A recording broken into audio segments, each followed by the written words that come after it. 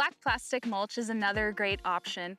However, it is mostly used on mid-scale or large-scale applications, as black plastic mulch is most commonly installed with a plastic mulch layer. In order to lay this properly, a lot of groundwork needs to happen and the soil needs to be pretty loose for that mulch layer to form beds and pull plastic over it at the same time. A reminder, if you use black plastic mulch in an organic system, you have to remove it at the end of the growing season.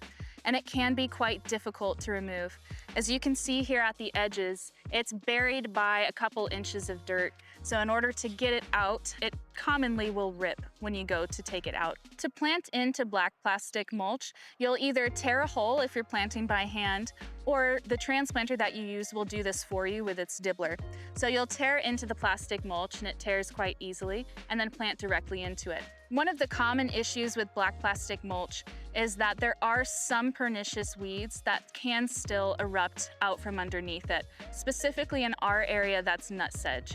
And nutsedge is very difficult to control with organic herbicides as well. However, for most other weed species, black plastic mulch is a great option. One of the difficulties with black plastic mulch is that your soil does have to be loose enough to form a nice, smooth, and even bed. If you get bumps like this as you are laying that mulch, the wind will rub against this over the course of the season and expose the dirt underneath it. And eventually you will have some weeds germinate if you have high points like this. Stay tuned to learn more about organic farming here at the Center for Arkansas Farms and Food.